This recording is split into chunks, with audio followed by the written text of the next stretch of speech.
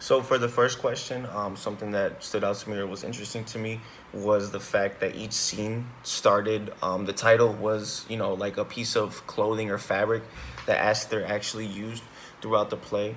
I thought that that was interesting.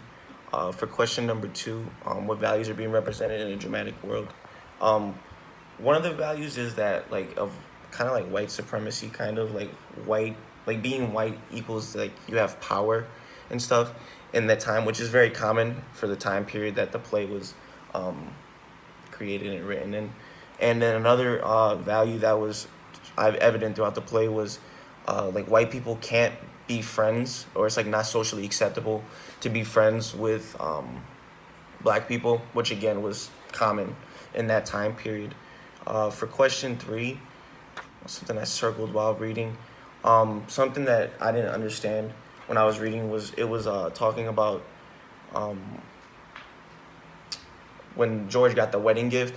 It said that he received a smoking jacket, which I'd never heard that term before. So I googled that word and found that it meant like a robe, kind of like a male robe. Um, so that was just something I looked up because I had no idea what it meant. For question four, the issue of diversity.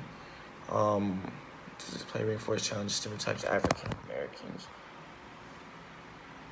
I think this play challenged stereotypes because um, the author Lynn had a black woman falling in love with a white man, which was not common at all at the time.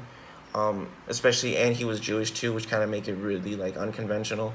And another thing that challenged the stereotypes was Esther's drive and ambition to open like her shop and everything like that, and to give the like the black women in the community the same type of experience and like just kind of attention to detail that the white women received in that time, because in the play it talked about like how the white women would receive a lot of attention to detail for certain things, and they would get the best of everything, and then the colored women would kind of get left off to the side. So Esther wanted to change that and have the roles reversed, where colored women can come into her shop and get the same experience of having a close attention to detail for everything like that. So that challenged the stereotypes as well.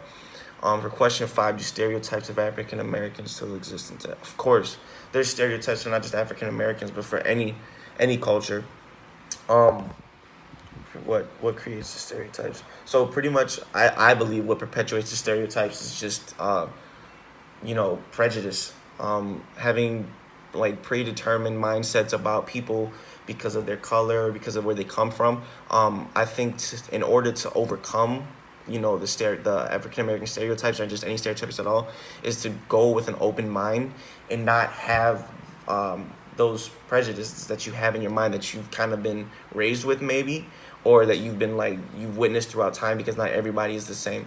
And two questions I have is, what do you think what do you think the author's purpose was of naming the titles of every scene a clothing article? And did Ma'am know it was George, or was she really in the dark when she fell in love with him?